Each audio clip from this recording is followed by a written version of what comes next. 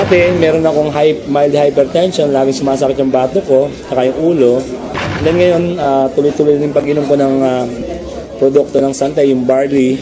Okay na, hindi na sumasakit yung bato ko. Noong taong 2009, na-diagnose po ako na meron akong prostate cancer.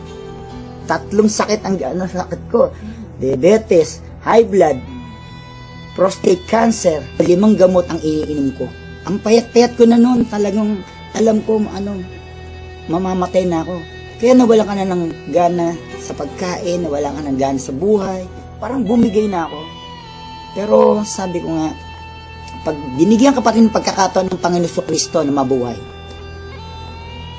yun ang pinakamaganda. Biglang nag-umuwi ako sa Pilipinas, bigla ako nakilala itong Santay Barley. Ako'y umiinom na, nagsimula na uminom. Naramdaman ko, lumalakas na ako. Nawala na sakit ng mga tuhod ko, nakakapag-concert na uli ako. Sumasayo pa ako, nagayayabon uli ako. Ang hirap kasi magkasakit sa panahon ngayon, lalo na ang hirap ng buhay. Nagkaroon na kasi ako ng ulcer. Unang-una, hindi ako nadudumi. Every 3 days ang dumi ko. Hindi normal yun eh. Inaatake pa ako ng ulcer kasi mahapdi yun sa sikmura. Nag-try ako 1 week ang tinake ko juice, pure barley juice. After 2 weeks napansin ko, twice a day na ako dumudumi. Totally na-heal ako. Siyempre, una pa rin si Lord dyan. Pangalawa lang, ginamit lang niyang instrument ang barley. Hindi mo pwedeng hindi i-share yung product kasi ibang klase, pagka nakatulong ka about health, wala na. Hindi mo babayaran ng pera yan eh. Yung father ko po kasi lumaki yung 2 paa niya dahil sa arthritis. Hindi na po siya nakatayo with the span of 4 months. So sa daming gamot ko na iniibigay ko sa kanya, wala pong kulang doon. Pero dumating yung barley, nakita ko, napatayo ko uli yung father ko na balik sa normal na gawain. Ang particular barley na ginamit niya at first is yung juice talaga. Yung powder form na barley. Ang hindi ko lubos maisip, paano siya napatayo ng barley, it's just a matter of 2 days. Yun yung pinaka-the best. Yung rayuma ko, hindi na sumusumpong.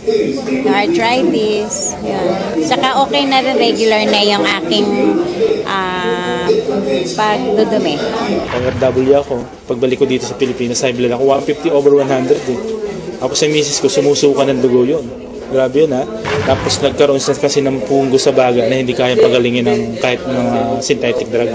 1995 pina-opera ko kasi pinatanggal ko yung punggos. Pero ganun pa rin, sumusuka pa rin ng dugo. 2011, March, nag-upisa kami gumamit ng product. Blessing ng Panginoon kasi nawala yung pagsusuka ng dugo ng misis ko, saka gumanda yung katawan niya. Saka yung katawan ko ngayon, normal na.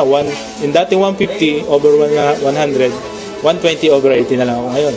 Saka nawala yung mga arthritis ko yan, sakit ng baywang ko. Nung nagkaroon ng dengue yung anak ko, ang friend ako na nagbigay sa akin ng barley. Na-amaze ako nung pinainom ko ng barley yung anak ko, 2 hours lang, nag-normal lahat sa kanya. Kahit ang doktor nagulat.